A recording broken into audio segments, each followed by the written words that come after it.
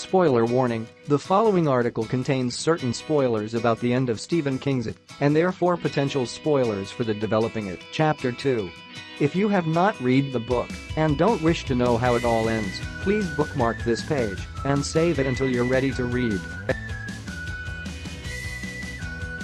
Prior to Andrzej Muschiedzi's film, there were a few reasons why Stephen King's It was considered unadaptable in the medium, and only one of them was the extreme length of the story.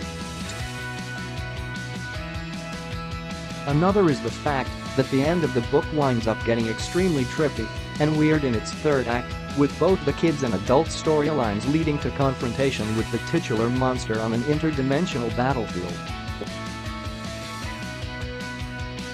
Obviously, this element was entirely left out of the recently released movie, but star Bill Skarsgard really wants to see it. Chapter 2 fully embrace it. Discussing the nature and mind of Pennywise in the novel, he recently said, "It's hardly answered in the novel either. I mean, it's very abstract. And I kind of like that. It could be almost a sort of surrealistic sort of psychedelic trip if you go into the mind of Pennywise. And if you've read the novel, you know that they do actually go into his mind. Or they go into this trans-dimensional place and they sort of beat him in this place. Which might be interesting, what that place would be, and what would it look like.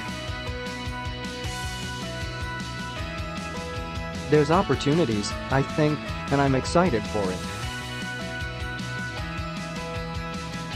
Bill Skarsgard is currently promoting his second Stephen King adaptation of 2017, the new Hulu series Castle Rock, but while speaking with INA at New York Comic Con this past weekend, he also took the time to talk about what he would like to see in it. Chapter 2.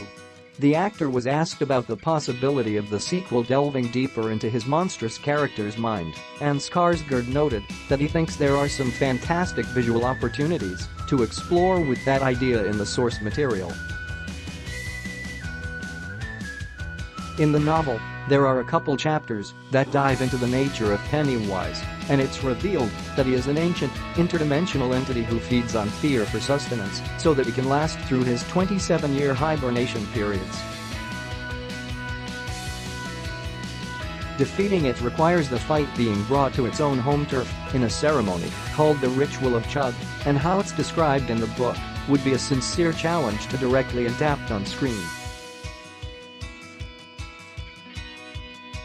The Losers Club performs the Ritual of Chug when they are both children and adults, but just because it wasn't featured in Andrzej Muschiedzi's It doesn't mean that it won't wind up in it. Chapter 2.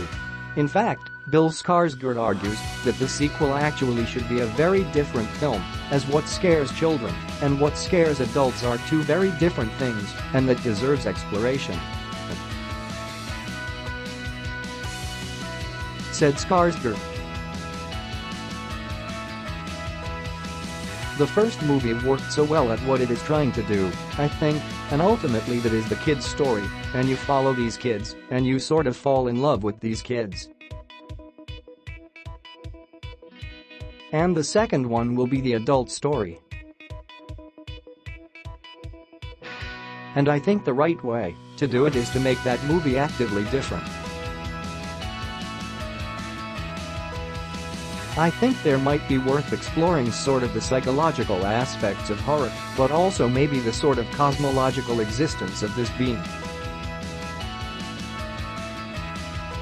What is he, and where does he come from? When didn't actually know when we would be getting it. Chapter 2 for what felt like a long time to an impatient mind, but that mystery was solved a few weeks back. Warner Bros.